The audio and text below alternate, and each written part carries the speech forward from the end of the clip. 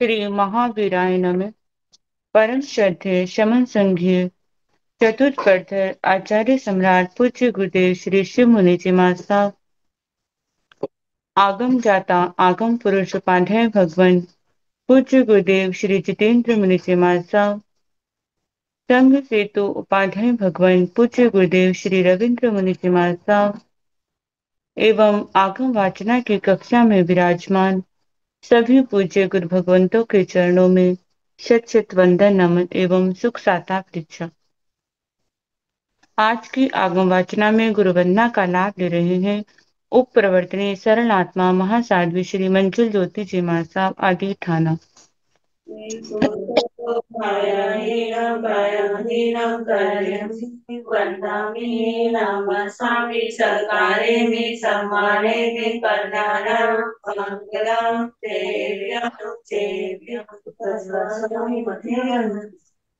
Iko to ayahinam kayahinam karyami vandami namaskami sakarimi samadimi karyadam makaram devyam devyam tajvasami chandram. Iko to ayahinam kayahinam karyami vandami namaskami sakarimi samadimi karyadam makaram देव्यं चेयं पद्मासने मध्ये सुख साता है सुख साता है।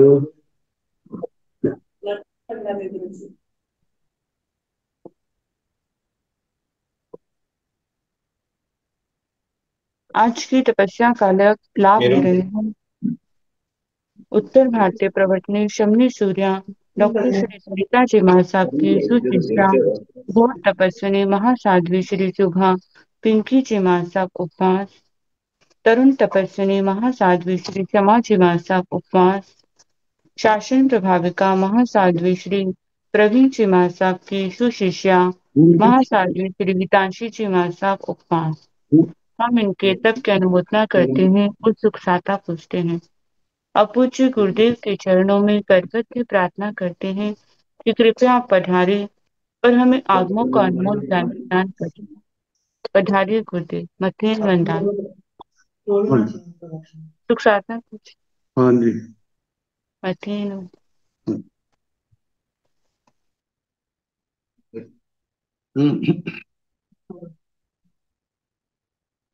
नमो अरिहंताण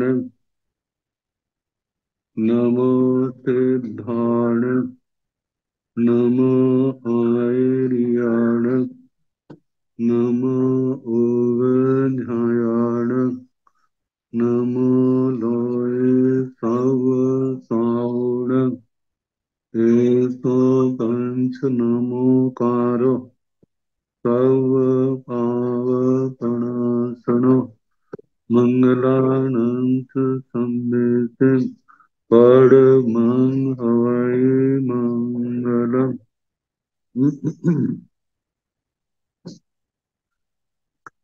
जिन शासन जिन वाणी सदा जयवंत हो, श्रमण संग सदा अविचल मंगल हो, मुक्ति को प्राप्त समन भगवान महावीर स्वामी उनकी परम पावन कल्याणी भागवती वाणी वाचक प्रमुख श्री इंदर भोते गौतम आदि गणधर भगवंत युग प्रधानाचार्य परम पूज्य श्री सुधर्मा स्वामी जी महाराज उनकी परम पावन पाठ परंपरा वर्तमान आचार्य ध्यान योगी परम पूज्य श्री शिव मुनि जी महाराज एवं गुरुजन सबके पावन चरण सरोजों में मेरा अनंत अनंत बार वंदना नमस्कार।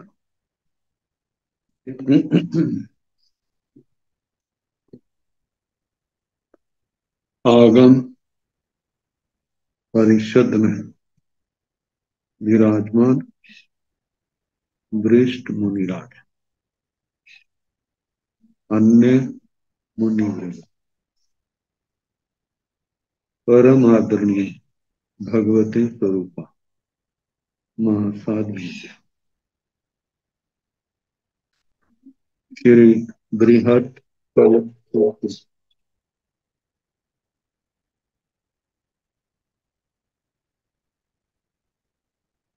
वाचना प्रारंभ।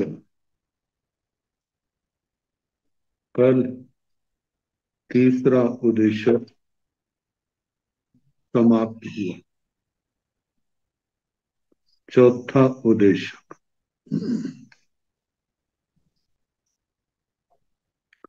तो अणुघाया पणता संजह हर कम करे माने मेहुणं पड़ी सेव माने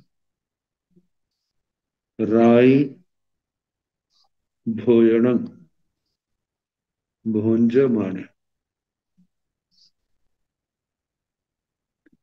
ये सूत्र आनक सूत्र में भी आया था, तीसरे ठानी। तो अणुघाया पणता तीन अनुद्घातिक राष्ट्रित्व वाले पणता कही। तीन को गुरु प्राश्चित कहा है। तंजहा जैसे कि हर्थ कर्म करे माने, हस्त कर्म का सेवन करने वाला। इस दोष का संबंध चौथे व्रत से स्पष्ट भाषा में, जिसको हस्त मैथुन कहा जाता है। दूसरा मेहुणं सेव माने, मैथुन का सेवन करने वाला, जिसमें स्त्री पुरुष का संबंध है। तीसरा है राई भोजनम, भुंज माने रात्रि भोजन का सेवन करने वाला। दांत में फिलिंग करा के आऊं बस। इस उत्तर में उन दोषों का वर्णन किया है जो साधक की साधना को निस्सार बना देते। व्रतों में सबसे बड़ा व्रत आचार की दृष्टि से ब्रह्मचर्य, और देखा जाए तो सारे व्रत सम्यक्त्व के ऊपर स्थित है। सम्यक्त्व है तो चौथा गुण स्थान है। सम्यक्त्व है तो देश विरति है। सम्यक्त्व नहीं तो चौथा गुण स्थान भी नहीं, सम्यक्त्व नहीं, तो पंचवा गुण स्थान भी नहीं। चाहे कितनी तपस्या कर ले, सम्यक्त्व नहीं तो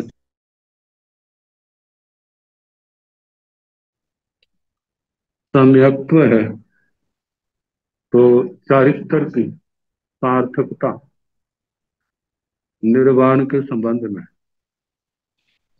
सम्यक्त्व नहीं तो कितनी भी तपस्या क्यों ना करता हो, नियम व्रत क्यों ना पालता हो, आखिर उसका स्थान पहला गुण स्थान। पहला गुण स्थान मतलब सम्यक्त्व आ गया तो कम से कम चौथा गुण स्थान तो है। छोटा सा भी व्रत लिया है तो पांचवें गुण स्थान में आ जाता है। यदि 18 पापों का 3 कर्ण 3 योग से परित्याग किया है तो वह आत्मा 7वें गुण स्थान में पहुंच जाता है, क्योंकि छठे गुण स्थान में नीचे के गुण स्थानों से नहीं जाता। छठे के गुण स्थान में जब भी जीव आता है तो 7वें गुण स्थान से होकर के ही आता है। लेकिन 7वें गुण स्थान की स्थिति एक समय अंतर मुहूर्त, जघन्य एक समय उत्कृष्ट अंतर मुहूर्त,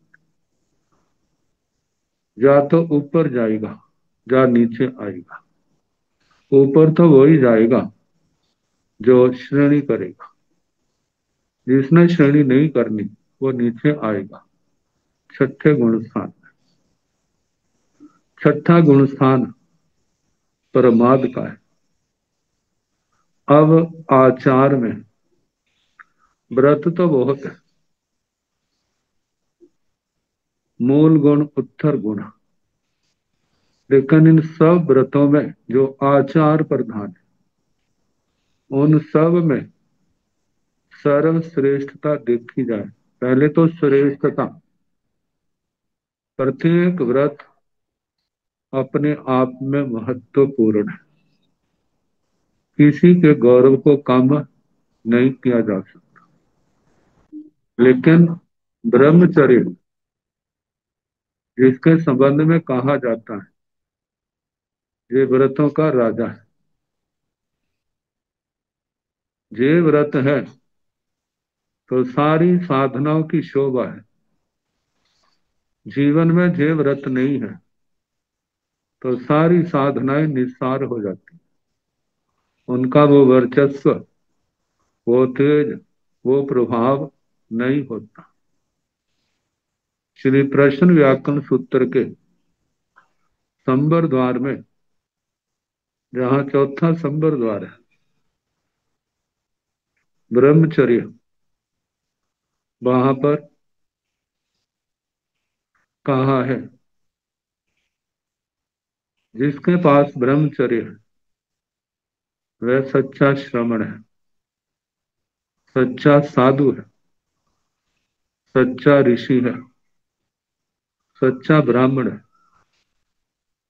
जैसे पर्वत से कोई वस्तु नीचे गिर जाती है, खंड खंड हो जाती, इसी प्रकार इस व्रत से गिरा हुआ व्यक्ति भी वो भी खंड खंड होकर नष्ट हो जाता है। इसलिए कहा जाता है व्रतों में सर्वोत्तम, तपस्याओं में सर्वोत्तम ब्रह्मचर्य। आचार्य श्री सुधर्मा स्वामी जी जब भगवान का वर्णन करने लगे तो उन्होंने कहा भगवान कैसे हैं? ऐसे दानान सेठं अभेपया सच्चे सुवा अणवज्रम वियंती तवे सुवा उत्तम बम्ब चेर लोग उत्तम समणे नायक उत्ते। दानों में दान अभय दान सर्वोत्तम है, वचनों में वचन निर्वध्य वचन सर्वोत्तम है, जिससे किसी का घात नहीं होता। तीसरी बात, तपस्याओं में सर्वोत्तम तपस्या वो क्या है? ब्रह्मचर्य। क्योंकि ब्रह्मचर्य पालन करने के लिए जहां पर मन के संयम की भी परम आवश्यकता है, इंद्रियों के संयम की भी परम आवश्यकता है। जिसके मन और इंद्रियों का संयम नहीं है, उसके लिए ब्रह्मचर्य पालन करना असंभव है। तो इस व्रत को पालन करने के लिए अनेक अनेक व्रतों का पालन करना आवश्यक है।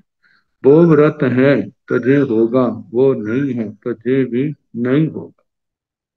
तो कहा जाता है जितनी वस्तु सर्वश्रेष्ठ होती है उसको खतरा भी उतना ज्यादा होता है, उसके लिए सुरक्षा के लिए उतनी ज्यादा व्यवस्था करनी पड़ती है। भगवान ने मार्ग बताया किन किन कारणों से ये व्रत निस्सार होता है। दशाश्वत्थ स्कंद में दूसरे दशा में 21 शबल दोष आए थे। 21 में संवाई में 21 शबल दोषों का वर्णन आया था। स्थानक सूत्र के तीसरे ठाणे में ये सारी बातें आई थी। तो पहला ही दोष जिसका वर्णन किया जा रहा है, कहते साधक यदि तो इन दोषों के चक्कर में पड़ा तो याद रखना इतना नुकसान होगा, वो सामान्य प्रायश्चित से शुद्धिकरण नहीं होगा, उसलिए गुरु प्रायश्चित की जरूरत है। ऐसी दशा ही ना आए इसलिए इन बातों का सदा ध्यान रखना। तो बताया है तीन उद्घातिक होता है लघु, अनुद्घातिक होता है गुरु जो लघु नहीं। ये तीन गुरु प्रायश्चित वाले कहे, हस्तकर्म हस्त मैथुन का सेवन करने वाले, मेहुणम पड़ी सेव माणे मैथुन का सेवन करने वाले, और राई भोजनम भुंजो माणे रात्रि भोजन का भी सेवन करने वाले। कहा जाता है साधु जिस दिन दीक्षित होता है उसी दिन से उसका रात्रि भोजन का त्याग भी हो जाता है। और देखा जाए तो ये रात्रि भोजन का त्याग भी ब्रह्मचर्य पालन करने में सहायक है। जो रात्रि भोजन का त्याग करते हैं उनको ब्रह्मचर्य पालन करने में आसानी हो, और जो रात्रि भोजन का त्याग नहीं करते हैं उनके लिए ब्रह्मचर्य व्रत पालन करना भी क्या होगा, उतना ही मुश्किल होगा। कारण क्या है? ब्रह्मचर्य पालन करने के लिए भोजन का संयम बहुत आवश्यक है। जिनका भोजन का संयम नहीं है उनके लिए ये मोक्ष मार्ग की साधना भी आसान नहीं होगी। तो कहा जाता है दिन के भोजन में भी संयम रखना, लेकिन रात्रि का भोजन तो पूर्ण रूप से तीन कर्ण तीन योग से त्याग करना। रात्रि का भोजन करना नहीं, कराना नहीं, करते को अच्छा जानना नहीं, मन से वचन से काया से। जैसे 5 महाव्रत आजीवन के हैं, ऐसे साधु साध्वी के लिए रात्रि भोजन का त्याग भी क्या है? आजीवन है। इन व्रतों से कोई समझौता नहीं, ये तो अवश्य पालन होंगे। यदि पालन नहीं करता है, दोष लगता है या इनका सेवन करता है, पहली बात तो वो चारित्र से ही भ्रष्ट हो जाता है। दूसरी बात, पुण्य चारित्र को निर्दोष करना चाहता है तो सबसे पहले अपने आचार्य आदि है, आचार्य है, उपाध्याय है, स्थविर है, गणी है, प्रवर्तक है, साध्वियों में प्रवर्तनी है, जो प्रमुख साध्वियां हैं उनके चरणों में अपनी आलोचना करनी होगी। आलोचना के पश्चात जो गुरुजन आचार्य भगवंत आदि प्रायश्चित देंगे उसका श्रद्धा के साथ इसलिए पालन करना है। जैसे बीमारी हो जाती है बीमारी को दूर करने के लिए बड़ी लगन से औषधि का सेवन करते हैं। इसी प्रकार लगे दोषों की निवृत्ति के लिए इन प्रायश्चितों का विधान किया जाता है और इनका आचरण किया जाता है। जैसे औषधि का सेवन करने से शरीर के रोग दूर हो जाते हैं, इसी प्रकार प्रायश्चित का आलोचना प्रायश्चित के द्वारा जो व्रतों में स्खलना हुई है, भूलें हुई है, अतिक्रम व्यतिक्रम अतिचार अनाचार का सेवन हुआ है और उससे जो कर्म का बंध हुआ है, जो व्रत टूटे हैं, उनका आलोचना प्रायश्चित के द्वारा उनका शुद्धिकरण होता है। तो बताया है इन तीन दोषों का सेवन करने वाले को गुरु प्रायश्चित आता है। प्रायश्चित के संबंध में कैसे है? भगवती सूत्र में, स्थानक सूत्र में, औपपातिक सूत्र में ये 10 प्रकार के प्रायश्चित का वर्णन आता है। और इसमें जो तप का प्रायश्चित है, तप के प्रायश्चित के संबंध में ये तो आता है कि मासिक परिहार स्थान 2 मासिक, 4 मासिक, 6 मासिक ऐसे आता है। लेकिन परिहार स्थान में कितनी तपस्या देनी है, इसके ऊपर पूर्वजों की धारणाएं है। लघु प्रायश्चित में कैसा देना है, गुरु में कैसा देना है, मध्यम में कैसा देना है। दोष 3 प्रकार से लगते हैं। एक देव दोष मजबूरी से लगते हैं। मजबूरी क्या है? उसमें प्रेत बाधा भी हो सकती है, कोई राजा आदि का दबाव भी हो सकता है, और ऐसे शारीरिक रोग के कारण से भी दोष लग सकते हैं, और मोनी कर्म के उदय के कारण से भी दोष लग सकते हैं। तो कहा जाता है जैसा जैसा दोष है अपनी आलोचना करते हैं, गुरुजनों की जैसी धारणा है, आगमों के अनुसार या समाचारी के अनुसार उसको वैसा प्रायश्चित दिया जाता है। और जो मुमुक्षु आत्मा उस प्रायश्चित का सम्यक प्रकार से आचरण करता है, वह संघ की दृष्टि से देखा जाए, भगवान की आज्ञा की दृष्टि से देखा जाए, फिर उसको आराधक का स्थान मिल जाता है। यदि वो शुद्धिकरण नहीं करता है, चाहे ऊपर से कुछ भी हो, लेकिन भगवान की दृष्टि से वो आराधक नहीं है। तो आराधक बनने के लिए इन सब का ध्यान रखना, पहले जीवन में दोष ना हो, दोष लगा है तो उसका प्रायश्चित तो अवश्य करना चाहिए। ऐसे हमारी परंपराएं हैं, जैसे एक रोज का प्रायश्चित है, एक पक्षी का प्रायश्चित है, एक चौमासी का प्रायश्चित होता है, एक संवत्सरी का प्रायश्चित होता है, और कोई दूसरा दोष लग जाए उसका अलग से प्रायश्चित होता है। मूल लक्ष्य तो यही है कि हमारा चारित्र शुद्ध होना चाहिए। पता नहीं कब किसके प्राण शांत हो जाएं, आयुष्य कर्म समाप्त हो जाए, यदि वो चारित्र ज्ञान दर्शन चारित्र तत्व की दृष्टि से शुद्ध है तो आराधक है, यदि ऐसा नहीं है तो क्या है, वो विराधक श्रेणी में। कहा जाता है आराधक श्रेणी का जीव जो है जल्दी संसार को तरने वाला होता है, विराधक वाला जल्दी भी कई जीव तर जाते हैं, क्योंकि और जीवन तो अच्छा पाला, आखिर ईसा में कुछ ऐसे दोष लग गए जिसके कारण से विराधक हो गया, लेकिन फिर भी वह कुछ जन्म लेकर के इस संसार को तर जाता है। लेकिन प्राय करके जिनका नित्य विराधना प्रधान जीवन होता है, उनके लिए तरने का संभावना बहुत घट जाती है, संसार परिभ्रमण की संभावना ज्यादा रहती है। तो इन 10 प्रकार के प्रायश्चितों में पहले सुना चुके हैं, प्रकरण के अनुसार दोबारा फिर सुनाने लगा हूं। आलोचना, प्रतिक्रमण, तदुभय, विवेक, व्युत्सर्ग, तप, छेद, मूल, अनवस्थाप्य, पारंशिक, इनका स्वरूप इस प्रकार है। पहला आलोचना है, स्वीकृत व्रतों को यथाविधि पालन करते हुए भी छदमस्त होने के कारण व्रतों में जो अतिक्रम आदि दोष लगा हो, उसे गुरु के सन्मुख निवेदन करना, ये आलोचना प्रायश्चित है।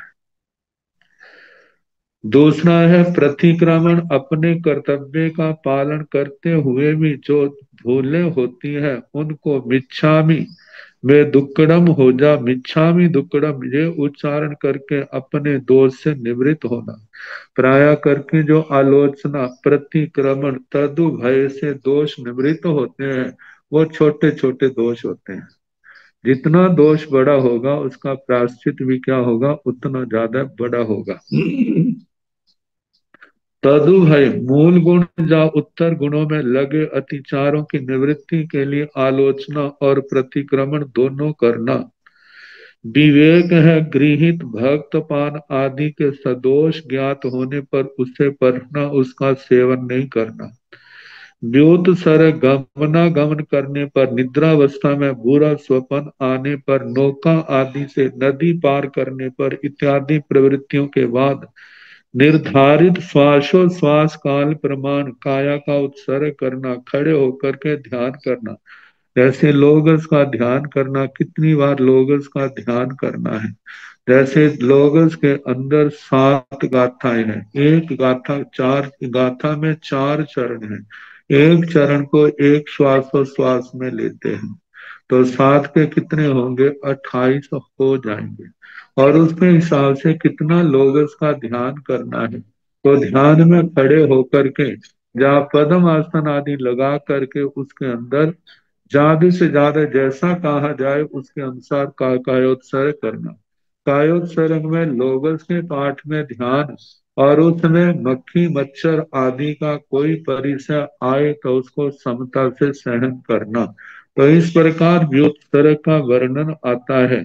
ताप प्रमाद विशेष से अनाचार के सेवन करने पर गुरु द्वारा दिए गए तप का आचरण करना। इनके 2 भेद हैं, एक उद्घातिम जिसको लघु प्रायश्चित कहते हैं, दूसरा अनुद्घातिम जिसको गुरु प्रायश्चित कहा जाता है। ये दोनों के भी मासिक और चतुर्मासिक के भेद से 2-2 भेद हो जाते हैं। अब 3 कारण बताए कि राजसत्ता, प्रेतबाधा, शारीरिक बीमारी आदि का कारण, तीसरा मोहनी कर्म के कारण से दोषों का सेवन करना। पहले जो है राज सत्ता और प्रेत बाधा आदि से परवश होने पर व्रत विराधना हो तो क्या प्रायश्चित है, तो कहा जाता है लघु मास तप। निषेध सूत्र में सारा बताया जाएगा कि ऐसा करने से मासिक परिहार स्थान होता है। लघु मासिक, गुरु मासिक, लघु चौमासी, गुरु चौमासी, फिर उसके बाद आरोपण आदि का, कि जिस समय प्रायश्चित कर रहा है किसी दोष का, उसके बीच में दोष लग गया तो उसकी निवृत्ति के लिए जो प्रायश्चित है उसी के अंदर थोड़ा और बढ़ा देते हैं। तो इस प्रकार पहला बताया है लघु मास तप। लघु मास तप में ना प्रायश्चित में 3 भेद आते हैं, जघन्य, मध्यम और उत्कृष्ट। जघन्य में कहा जाता है कि 4 एक आसने करने लघु मासताप में, मध्यम में 15 एक आसने करने, उत्कृष्ट में 27 एक आसने करने, 27 एक आसनों का विधान है। गुरु मासताप में जो अनुद्घातिम गुरु प्रायश्चित है उसमें मतलब गुरु मास वाले में पहले जघन्य जो है 4 निवि, निवि का मतलब दिगों का त्याग करना। जघन्य 4 है, मध्यम 15 है, उत्कृष्ट 30 निवि करना आवश्यक है। आगे तीसरा है लघु चातुर्मासिक तप, जिसमें क्रमशः जघन्य में 4 आयमिल करने हैं, मध्यम में 60 निवि करते हैं, उत्कृष्ट से 108 उपवास करने का विधान है। गुरु चतुर्मासिक ताप में क्रमशः 4 उपवास, जघन्य मध्यम 4 वेले, उत्कृष्ट 120 उपवास। मानो जो उपवास ना कर सके तो दीक्षित है तो उसको 4 महीने का दीक्षा छेद दिया जाता है। तो ये तो राज सत्ता या प्रेत बाधा के कारण से लगने वाले दोषों को लेकर के ये प्रायश्चित का विधान किया है। आगे बताया है यदि आतुरता से, आतुरता मतलब रोग आदि के कारण जानबूझकर व्रत विराध न हो तो प्रायश्चित का ऐसा विधान है, लघु मास में जघन्य 4 आयमिल करना, मध्यम 15 आयमिल करना, उत्कृष्ट 27 आयमिल करना, जैसे एक एक करके। फिर उसके बाद गुरु मास में जघन्य 4 उपवास करना, एक एक करके, मध्यम 15, मतलब 4 आइमिल करना। गुरु मास में जघन्य 4 आइमिल, मध्यम 15 आइमिल, उत्कृष्ट 30 आइमिल करना आवश्यक है। लघु चातुर्मासिक में जघन्य 4 उपवास, मध्यम 4 वेले, उत्कृष्ट 108 उपवास करना आवश्यक है। आगे गुरु चतुर्मासिक में जघन्य 4 वेले, व्रतों के 4 दिन का दीक्षा छेद, मध्य में 4 तेले या 6 दिन का दीक्षा छेद, या उत्कृष्ट में 120 उपवास तथा 4 मास का दीक्षा छेद आवश्यक है। यदि मोहनीय कर्म के प्रबल उदय से व्रत की विराधना हुई हो तो जहां लघु मास प्रायश्चित आता है, तो जघन्य 4 उपवास, मध्यम 15 उपवास, उत्कृष्ट 23 उपवास का विधान है। गुरु मास प्रायश्चित में जघन्य 4 उपवास, मध्यम 15 उपवास, उत्कृष्ट 30 उपवास का वर्णन है। आगे लघु चातुर्मासिक प्रायश्चित में जघन्य 4 वेले और पारने में आइमिल करना, मध्यम 4 तेले, इसमें पारने में आइमिल, उत्कृष्ट 108 उपवास और पारने में आइमिल का विधान है। गुरु चौमासिक प्रायश्चित में जघन्य 4 तेले, पारने में आइमिल, मध्यम 40, मतलब के 4 तेले, पारने में आइमिल, जहाँ 40 दिन का दीक्षा छेद का विधान है। मध्यम गुरु चौमासिक में 15 तेले, पारने में आइमिल, जहाँ 60 दिन का दीक्षा छेद है। उत्कृष्ट में 120 उपवास और पारने में आइमिल और या मूल नई दीक्षा 120 दिन का छेद प्रायश्चित आवश्यक है। कहते हैं भगवान महावीर के शासन में उत्कृष्ट प्रायश्चित 6 मास का होता है। इससे अधिक प्रायश्चित देना आवश्यक हो तो दीक्षा छेद का ही प्रायश्चित दिया जाता है। लघु 6 मास में 165 उपवास और गुरु 6 मास में 180 उपवास का विधान है। प्रायश्चित देने वाले आचार्य आदि शिष्य की शक्ति और व्रत भंग की परिस्थिति को देख करके यथा योग्य हीनाधिक कम ज्यादा प्रायश्चित भी देते हैं। आगे छेद प्रायश्चित है अनेक व्रतों की विराधना करने वाले और बिना कारण अपवाद का मार्ग का सेवन करने वाले साध्वी का दीक्षा छेदन करना छेद प्रायश्चित है, मतलब दीक्षा कम कर देना। जय प्रायश्चित भी 6 मास का होता है ज्यादा ज्यादा। इससे अधिक प्रायश्चित आवश्यक होने पर मूल नई दीक्षा का प्रायश्चित दिया जाता है। 8वां मूल है जो साधु साध्वी जानबूझकर द्वेष भाव से किसी पंचेंद्रिय प्राणी का घात कर इसी प्रकार मृषावाद आदि पापों का अनेक बार सेवन करे, स्वतः आलोचना न करे तो उसकी पूर्व गृहीत दीक्षा का समूल छेदन करना मूल प्रायश्चित है। ऐसे प्रायश्चित करने वाले को पुनः दीक्षा ग्रहण करना आवश्यक होता है। और जीविता में कोई आत्मार्थी जीव हो, यदि आत्मार्थी नहीं है तो बिल्कुल ही संयम से धर्म से ही दूर हो जाता है। अनवस्थाप्य हिंसा चोरी आदि पाप करने पर जिसकी शुद्धि मूल प्रायश्चित से संभव ना हो उसे गृहस्थ वेश धारण कराए बिना पुनः दीक्षित न करना अनवस्थाप्य प्रायश्चित है। इसमें अल्प समय के लिए भी गृहस्थ वेश धारण कराना आवश्यक होता है।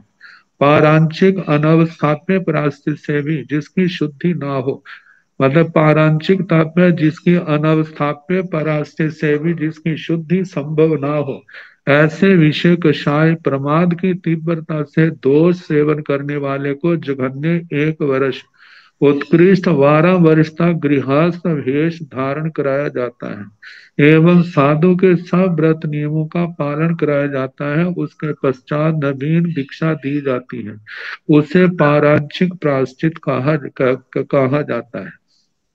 पारांचिक प्रायश्चित के स्थान, ये तो 3 उन व्यक्तियों के नाम थे जिनको गुरु प्रायश्चित आता है। अब है पारांशिक। तो पारंचिया पणता तंजा, दुठे पारंचिये, पमत्ते पारंचिये, अन्न मन्न करे माणे पारंचिये।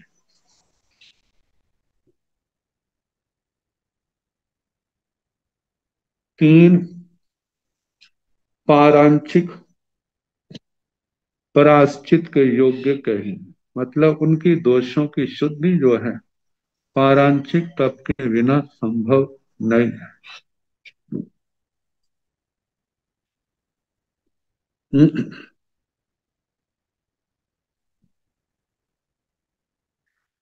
पहला है दुष्ट पारांची, दुष्ट पारांशिक। दूसरा है पमत्ते पारांची, प्रमत पारांशिक। तीसरा है अन्न मन्न करे माणे पारांशिक, परस्पर मैथुन सेवन करने वाला पारांशिक। जिसमें जो आजकल शव समलैंगिक वाला है वो दोष आता है। तो दुष्ट पारांशिक प्रमत परापारांशिक जो है ये शब्द व्याख्या मांगते हैं, क्योंकि शब्द कहने मात्र से इनका अर्थ जो है स्पष्ट नहीं होता। तो बताया है दुष्टे पारंचिक दुष्ट पारंचिक, इसके दो भेद कहे।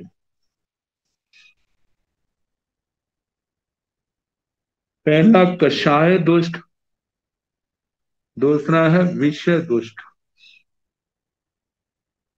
जो क्रोध आदि कषायों की प्रबलता वश किसी साधु आदि का घात करने में कषाय दुष्ट है। मतलब कितना पाप कर्म का, क्योंकि संजब कितना पाप कर्म का उदय आता है कि इतने सर्वोत्तम स्थान पर आ करके भी जीव जो है ऐसी विकृति को प्राप्त हो जाता है। तो प्राय करके तो ऐसा होता है कि यदि ऐसा है तो उसको संघ से निष्कासित कर देते हैं। दूसरी बात कही है कि ऐसे दोष का सेवन करने वाला बाद में सच्चे मन से पश्चाताप करे कि मैंने बहुत गलत किया। संघ में आचार्य हैं, जहाँ व्यवस्थापक समिति संघ की व्यवस्था की, आचार्य उपाध्याय गणी प्रवर्तक आदि प्रवर्तनी, मतलब अपने संघ में जो प्रतिष्ठित स्थान के धारक है उनके सामने सच्चे मन से अपनी आलोचना करता है और कहता है संघ जो भी मेरे को प्रायश्चित दे मैं स्वीकार करूंगा, लेकिन मेरे को संघ से ना निकालो। तो यदि उसके पहले 8 हो, 8 में से हो तो उनमें से दे देते हैं। बड़ी दीक्षा मतलब दीक्षा खत्म करना मूल प्रायश्चित जेल, यदि मानो 9वां 10वां हो तो फिर उसका प्राचीन टीका में बड़े विस्तार से वर्णन किया है कैसे कैसे करना है। तो पहले उनको प्रायश्चित दिया जाता है साधु जैसा जीवन पालना, घोर तपस्या करानी। अनवस्थापने में तो आता है जब उठने बैठने की शक्ति भी ना रहे। जब कोई उठना बैठना है दूसरे साधु को कहते हैं तो वो भी ऐसे उपेक्षा भाव से सहयोग देता है। जिस समय उनका प्रायश्चित पूरा हो जाता है तो दोबारा दीक्षा दी जाती है। पारांशिक का तो बताया, जिसमें 1 साल 12 साल जघन्य उत्कृष्ट, जैसा वो आचार्य व्यवस्थापक समिति ठीक समिति है उसके अनुसार प्रायश्चित देते हैं। फिर उसके बाद उनको मूल से दोबारा से दीक्षा दी जाती। तो बताया कषाय दुष्ट, कषायों की उग्रता इसको हम कह सकते हैं अनंतानुबंधी के कषाय आगे, क्योंकि ऐसा घोर पाप तो तभी होते हैं।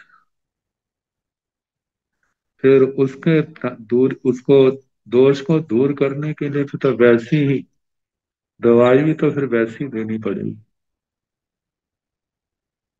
तो कषाय दुष्ट, दूसरा है विषय दुष्ट, जो इंद्रियों की विषयासक्ति से साध्वी आदि उनको चारित्र भ्रष्ट करते हैं। तो ऐसों के लिए तो महानिशीत में कहा है अदठब्बे, ऐसा व्यक्ति तो देखने योग भी नहीं होता। लेकिन जब एहसास होता है तो गिड़गिड़ाता है, तो फिर आचार्य या संघ इस प्रायश्चित का विधान करता है, जे प्रायश्चित करे, फिर उसका शुद्धिकरण हो सकता है। तो आत्मार्थी जीव सोचता है मैंने गलत काम तो किया है, इससे छुटकारा हो जाएगा, मानो 12 साल बाद भी दीक्षा होगी, कम से कम मेरा उद्धार तो हो जाएगा। यदि संघ ने मेरे को निकाल दिया तो बेसहारा अनाथों की स्थिति होगी। फिर 4 गति संसार में नरक और त्रियंत गतियों के अंदर ही मेरा भटकना होगा, वहां से मेरे को कौन निकालेगा।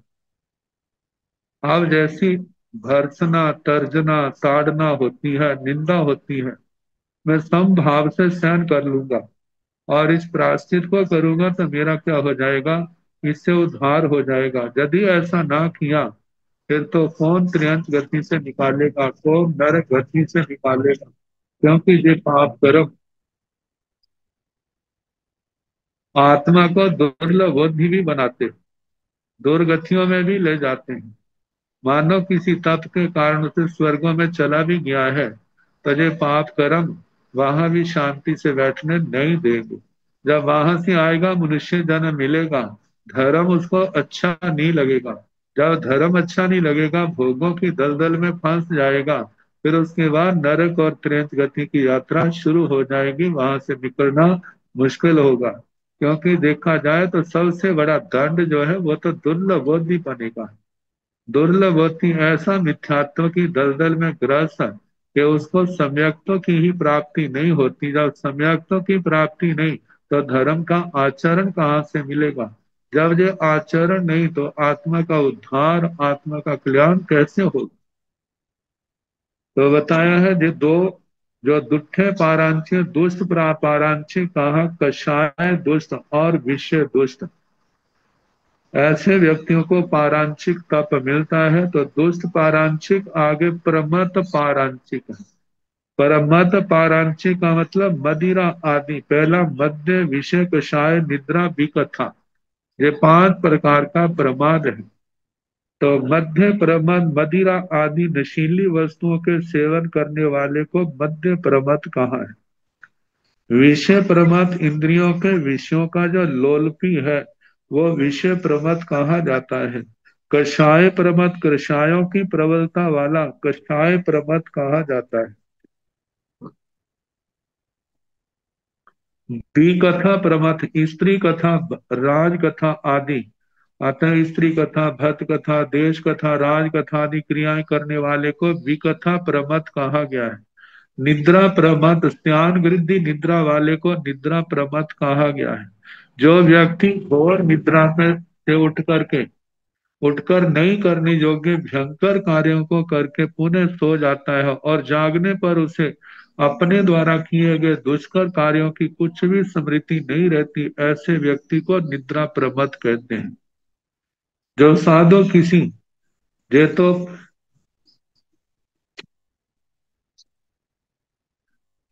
प्रमथ पारांशिक आ गया, 5 प्रकार के प्रमथ। ऐसे प्रमाद का सेवन करने वाले को पारांशिक तप प्रायश्चित।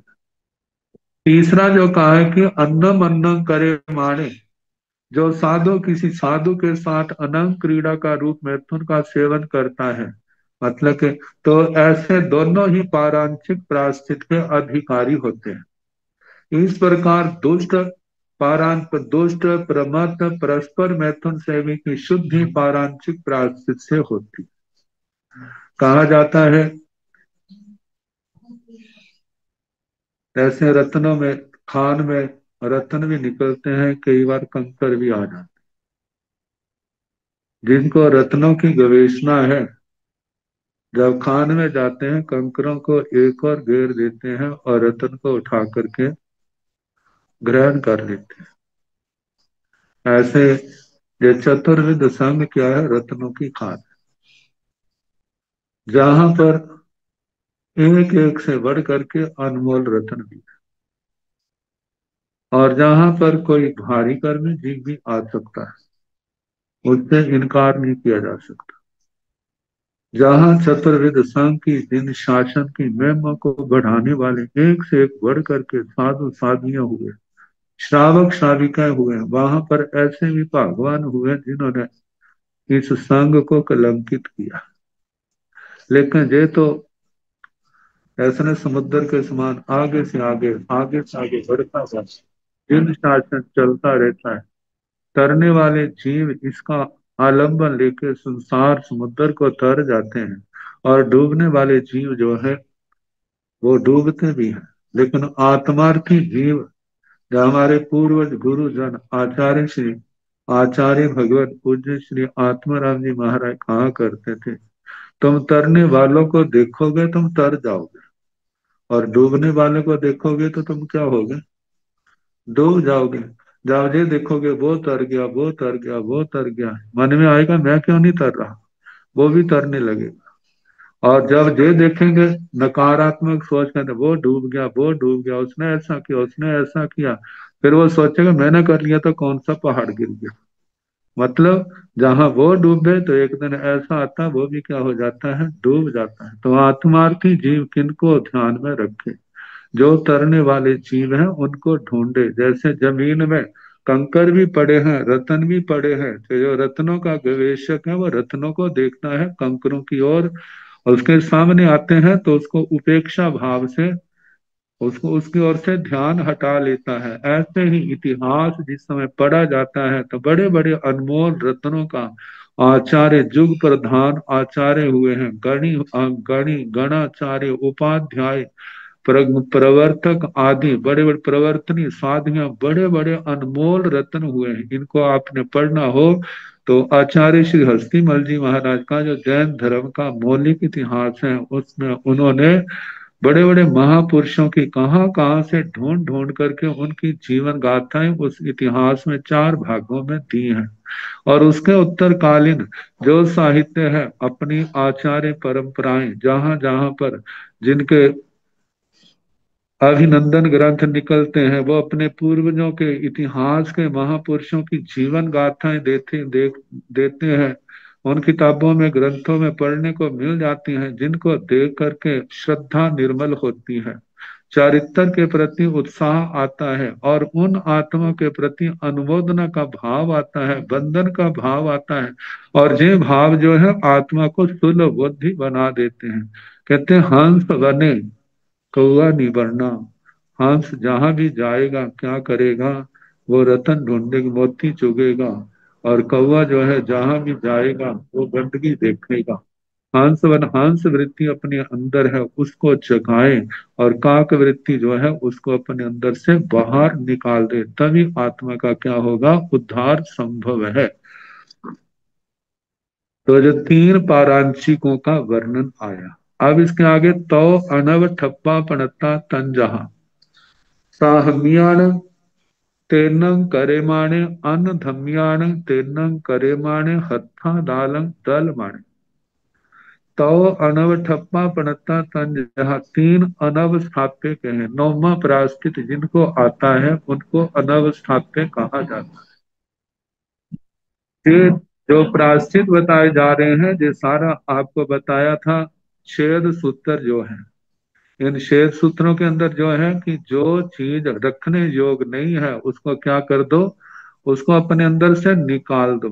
जैसे ना प्राचीन काल में ऐसा होता था, कोई व्यक्ति ऐसे गलत काम करता तो बिरादरी के लोग पहले वार्निंग देते, अब तेरे को क्षमा कर दिया जाता है, दोबारा तूने ऐसा काम किया तो हम अपनी समाज से बाहर निकाल देंगे।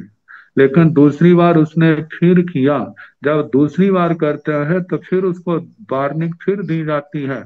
लेकिन तीसरी बार फिर करता है, फिर कहते हैं अब ये इलाज बीमारी है, इसका इलाज और कोई नहीं है। अब सारे मिल करके उसको अपने बिरादरी से बाहर निकाल देते हैं। इसके साथ खाना पीना उठना बैठना रिश्ता व्यवहार सारा क्या कर देते, तोड़ देते हैं। अब उसको कहीं शरण नहीं मिलती तो फिर क्या होता, जो जो जो सुनता है उससे दूरी बना करके रखते हैं। अब उसका फिर पतन ही होता है, उसको चारों ओर से परेशानियां सहनी पड़ती हैं। फिर वो आता है गिड़गिड़ाता है, मेरे को शरण दो। फिर कहते हैं जे हमारे जो बिरादरी का विधान है उसका उसके अनुसार आपको ये करना होगा, करोगे तो हम मिलाएंगे, नहीं तो बिरादरी के अंदर मिलाएंगे नहीं। शास्त्रों में भी आता है, जहाँ ग्रंथों में ऐसा वर्णन आता है, शरीर में यदि कोई दोष पैदा हुआ है तो पहले तो क्या करते हैं, परहेज से ठीक करते हैं। मानो परहेज से ठीक ना हो फिर दवाई का सेवन करते हैं, दवाई से ठीक ना हो तो फिर इंजेक्शन का प्रयोग करते हैं, जब इंजेक्शन का प्रयोग से भी ठीक ना हो तो फिर ऑपरेशन का करते हैं। जब देखते हैं इस ये अंग इतना गल गया है, अब ये दवाई आदि से ठीक होने वाला नहीं है, तो फिर कहते हैं अब इस शेष जीवन की रक्षा के लिए इस अंग को इसके शरीर से अलग कर दो। यदि अलग कर दिया जाएगा तो शेष हिस्सा ज्यादा देर चल सकता है, अन्यथा ये बीमारी जो है सारे शरीर के अंदर फैल जाएगी और उसके बाद अपने जीवन से हाथ धोना पड़ेगा। जीवन की रक्षा करनी है तो इस अंग को मूल शरीर से अलग कर दिया जाए, ताकि जो शेष शरीर में बीमारी ना फैले। तो कहा जाता जैसे छेक देना, उसको अलग कर देना। तो इसी प्रकार छेद का छिद्र, धातु से छेद बनता, उसको छेदना, छेदने का मतलब एक छेदन होता है एक भेदन होता है। जैसे उंगली है, एकदम शस्त्र आदि का प्रहार लगा वो कट गई, बिल्कुल अलग होगी। और भेदन क्या होता है, वस्तु अलग तो नहीं होती लेकिन बींद जाती है। तो जहां पर छेदन से छेद सूत्र से उसको अलग किया जाता है। तो अलग किसको किया जाता है देखा जाए तो वो दोषों को किया जाता है, पापों को आत्मा से अलग किया जाता है, वो प्रायश्चित आदि के द्वारा उसका शुद्धिकरण होता है। हमारी सार चीज हमारे पास रहे, जो निसार चीज जिसने हमारी आत्मा को हमारे ज्ञान दर्शन चारित्र तत्व को दूषित किया है, वो चीजें हमारे से क्या हो जाए, बाहर निकल जाए। वो कैसे निकलेंगी, वो आलोचना आदि 10 प्रकार के प्रायश्चित से निकलेगी। उन्हीं का वर्णन इन शेद सूत्रों में विस्तार से आता है कि हे आत्मा तुम जागरूक रहोगे तो क्या होगा, जिस लक्ष्य को लेकर के आपने संयमी जीवन धार्मिक जीवन बनाया है उसमें सफलता पा जाओगे। और यदि प्रमाद करोगे तो क्या होगा, अपने लक्ष्य को पाने में उतना विलंब होगा। और यदि ज्यादा बिगड़ जाओगे तो फिर संसार में भटक जाओगे। तो अब कहा है कि तो अनव ठप्पा पनत्ता तन जहा, तीन अनव स्थापे नौमे प्राश्चित के अधिकारी कहे हैं तन जहा, जैसे के साहमियान तेन करे माने। कैसा पाप का उदय, कहते हैं साधु जीवन में देखा जाए जो गुरुओं के अनुशासन में रहता है ज्ञान की तो कोई कमी नहीं होती, और जो विनीत है उसको सारे ज्ञान देना चाहते हैं। अवनीत को बाहर के तो क्या, घर के भी उसको टाल देते हैं, तो इसका अधिकारी नहीं है। लेकिन किसी समय ऐसी निकृष्ट वृत्ति आ जाती है, साधु साधु की चीजें चुरा ली, कहते उनके पास है क्या जो चुराना है, उनके पास क्या है ऐसा। धन दौलत के तो त्यागी अणगार है, उनके पास क्या होगा, उनके पास वस्त्र होंगे, वस्त्र भी कौन से रतन कंबल है। लेकिन मानो किसी साधु को किसने बहरा दिया और उसने ले लिया, वैसे कीमती चीज तो कल्प के अनुसार कल्पती नहीं है। मानो ले लिया, किसी की नजर पड़ गई, वो सोचता मैं लूंगा इसको। कहा कि इस ये लेगा तो क्या महाराजा बन जाएगा, लोगों की नजरों से गिर जाएगा, इसको कहाँ से लिया कैसे लिया। और जिसका गया है तो वो भी तो बात प्रकट होगी, कैसी गर्हनीय निंदनीय दशा होगी उसकी। ये तो हो गए बस्तर पात्र को लेकर के, कहते देखो दुर्लभ बातें तो नहीं है।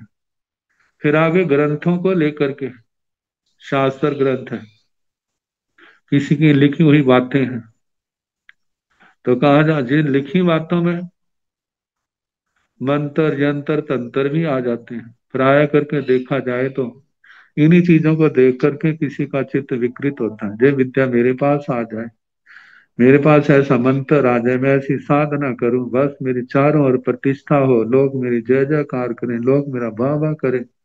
कहते हैं जो सारी चीजें क्या है, आत्मा को तारने वाली नहीं है, लेकिन मोह के कारण से आत्मा प्रभावित होकर के ऐसी बातें करने लग जाता है। जब ऐसा करता है, साधर्मी व्यक्तियों की चोरी करता है, तो कहा जाता है वो अनवस्थाप्य प्रायश्चित का अधिकारी होता है। दूसरा है अन्न धमियान तीर्णं करे मन, अन्य धार्मिक की चोरी करने वाला, वो भी अनवस्थाप्य प्रायश्चित का अधिकारी है। तीसरा है हत्था दालंग दलय माने, अपने हाथों से दूसरे पर प्रहार करने वाला, और इस दृष्टि से वह इसको छोड़ूंगा नहीं। छोड़ने का मतलब मार दूंगा। यह कितनी क्रूर वृत्ति है, बच जाए तो अपने भाग्य से बच जाए, लेकिन उसने तो अपनी ओर से कसर नहीं छोड़ी। तो कहा ऐसे व्यक्ति, ऐसे पाप कर्म का बंद हो जाता है, वो अनवस्थाप्य प्रायश्चित के बिना उसका दूरीकरण नहीं होता, वो शुद्ध नहीं होता। तो इसलिए बताया तीन अनवस्थाप्य प्रायश्चित के अधिकारी हैं, साधर्मियों की चोरी करने वाला, अन्य धार्मिकों की चोरी करने वाला, हत्था दालंग दले मारे, अपने हाथों से दूसरे पर घातक प्रहार करने वाला। और इसके इसके साथ ये भी कहा है, ऐसे मंत्र यंत्र तंत्रों का प्रयोग करना जो मारक हो, उच्चाटन करने वाले हो, दूसरे को परेशान करने वाले हो।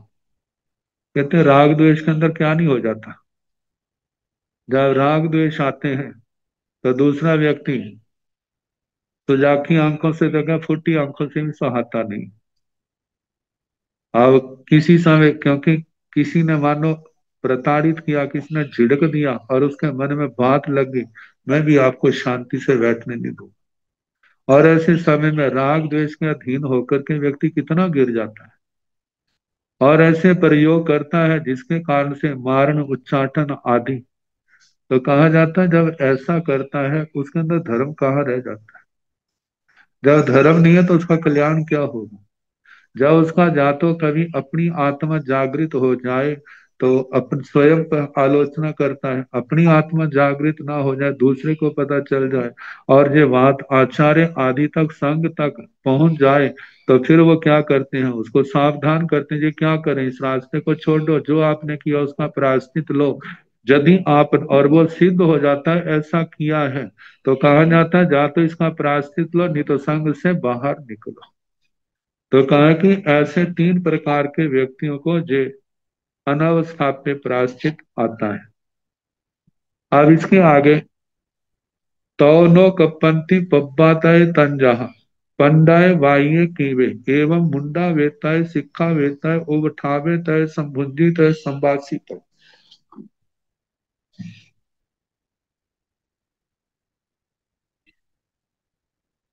और नो कपंती पब्बाताय तंजाहा, तीन को प्रव्रजित करना नहीं कल्पता, तीन को प्रवर्ज्या नहीं देनी। और तीनों क्या है, अयोग्य है, संयम के अयोग्य है। कहा जाता है अयोग्य व्यक्ति को दीक्षा देगा तो दीक्षा देने वाला और परिवार के अंदर अशांति और समाधि के अलावा और कुछ नहीं होगा। जब ये असमाधि और शांति होगी, ना अपना धर्म ध्यान होगा ना दूसरे का होगा। तो इसलिए कहा जाता है अयोग्य को अपने परिवार में अपने संघ में किसी भी प्रकार से प्रवेश न। और प्रवेश देना जो है खतरे से खाली नहीं होगा। इसलिए कहा जाता है कि तो नो कपंथी पब्बाता तंजहा, तीन को प्रव्रजित करना नहीं कल्पता, जैसे कि पंडाई। पंड कहते हैं नपुंसक को, महिला सदृश स्वभाव वाला जन्म नपुंसक। तो जहां पर प्रश्न उठाने वाला देवी तो कहता फिर नपुंसक लिंग सिद्धा कैसे घटेगी। नपुंसक लिंग में सिद्ध है, दीक्षा नहीं लेंगे, पालेंगे नहीं, वो कैसे होंगे। पहली बात, कितने आचार्यों ने तो ये कहा कि वो कृत नपुंसक होते हैं, जो नपुंसक लिंग। लेकिन भगवती सूत्र के अंदर कुछ पाठ ऐसे आए हैं जिनसे जन्म जात नपुंसक का भी वर्णन आता है। गच्छाधिपति आचार्य श्री समर्थमल जी महाराज ने प्रश्नों के समाधान के अंदर उन्हें वर्णन किया है और उन्हें भगवती सूत्र के पाठ भी दिखाए। तो बताए ऐसा, तो कहते यदि ऐसा किया जाए, मानो दीक्षित दीक्षित करते हैं, अब वो ना तो स्त्री है ना वो पुरुष है, वो किसके साथ रहेगा, साधुओं के साथ रहेगा, साध्वी के साथ रहेगा। तो शास्त्र में ये तो आता है स्त्री नपुंसक का तो सर्वथा दीक्षा का निषेध है, पुरुष नपुंसक को दीक्षा का विधान आता है। लेकिन जहां कहा था कि वो कैसे रखा जाएगा उसके, तो उसके संबंध में कहा जाता है यदि आगम व्यवहारी है, अतिशय ज्ञानी ज्ञानी है, और वो देखते हैं जे संयम पालन करने में सक्षम है, जे पाल लेगा, फिर तो उनको दीक्षा वो आगम व्यवहार वाले दे देते हैं। और जब देखते हैं कि जो दीक्षा पालन संयम पालन करने में सक्षम नहीं है, तो उसको कहते हैं भाई श्रावक वृत्ति पालो, साधु जीवन की योग्यता आपके अंदर नहीं है। और जो आगम व्यवहारी नहीं है, दूसरे व्यवहारों वाले, जिनका व्यवहार सूत्र में 5 व्यवहारों का वर्णन आएगा, पहले स्थानक सूत्र में भी 5 व्यवहारों का वर्णन आया था। तो कहा वो शेष व्यवहार वालों के लिए क्या है, निषेध है, ऐसों को, ऐसा नपुंसक है तो उसको दीक्षा नहीं देनी। तो पहला बताया है पंडक, दूसरा कहा है बाह्य वातिक वात रोगी। कहते वासना का वेदमोनि कर्म के कारण से आत्मा में मन में उदय तो होता है, लेकिन उदय होना कोई बड़ी बात नहीं है, निग्रह करना बड़ी बात है। जो इन वासनाओं का निग्रह नहीं कर सकता, छोटा सा भी निमित्त मिलने पर एकदम अपने आप में नहीं रहता, तो कहा जाता है ऐसे व्यक्ति को भी दीक्षा नहीं देनी, वो दीक्षा के योग्य नहीं है। यदि आप ऐसे लोगों को दीक्षा दोगे तो आने वाले समय में धर्म की अवहेलना का कारण बनेगा, तो ऐसों को दीक्षा नहीं देना। तीसरा है कीवे कलीब। कलीब कहते हैं असमर्थ, जो मतलब के विपरीत लिंगी को देख करके जिसके अंदर अपना कंट्रोल अपना संयम नहीं रहता है, ऐसे को भी दीक्षा देनी नहीं कल्पती। और कहा जाता है जो परिसय उपसर्ग सहने में सक्षम नहीं है, जिसको असमर्थ कहा है, पुरुषत्वहीन कहा है, कायर कहा है, ऐसे को कलीम कहा है। तो कहते हैं ये तीनों ही प्रकार के नपुंसक दीक्षा लेने के योग्य नहीं है। ऐसे व्यक्तियों को दीक्षित करने से प्रवचन का उपहास, निर्ग्रंथ धर्म की निंदा आदि अनेक दोष होते हैं। कहते हैं यदि पूरी जानकारी लिखिए बिना उक्त प्रकार से मानो किसी नपुंसकों को दीक्षा दे दी गई हो, तो बाद में उसका पता लगे तो उसको मुंडित नहीं करना, उसके केशों का लोच नहीं करना।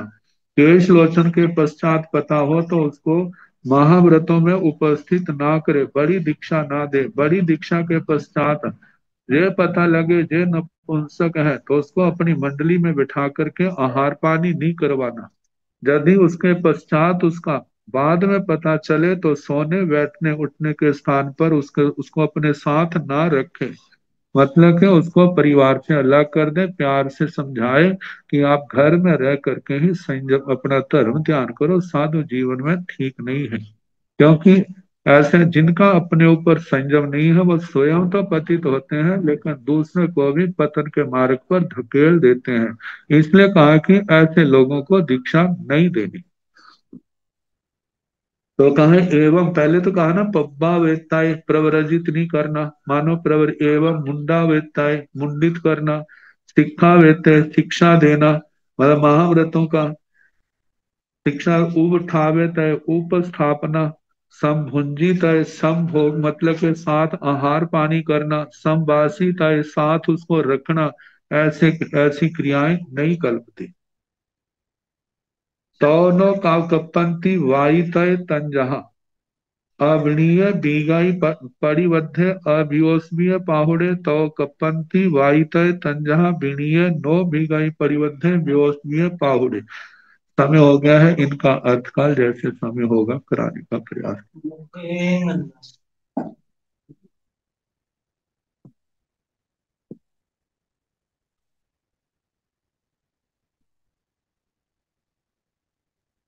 नमो अरिहंताण, नमो सिद्धाण, नमो आर्याण, नमो ओवधायाण, नमो लोये सव साहुण, एसो पंच नमो कारो सव पाव पणासनो, मंगलानंद संदेश परमं हवाई मंगलम, श्री चतारि मंगलम, अरिहंता मंगलम, सिद्धा मंगलम, साहु मंगलम, केवली पुनस्सो धम्मो मंगलम, चत्तारि लोकोत्तम, अरिहंता लोकोत्तम, सिद्धा लोकोत्तम, साहु लोकोत्तम, केवली पुनस्सो धम्मो लोकोत्तम, चत्तारि शरणं प्रवज्जामि, अरिहन्ते शरणं प्रवज्जामि, सिद्धे शरणं प्रवज्जामि, साहु शरणं प्रवज्जामि, केवले पुनर्थं धम्मं शरणं प्रवज्जामि। चार शरण सुख करने दुख करने मंगल करने और शरणा नहीं कोई, जो भव प्राणी आचरे अक्षय अमर पद, सबको जथा योग्य वंदना सुख पाता। मथेन वंदन गुरुजी, शिक्षाता गुरुजी। हाँ जी।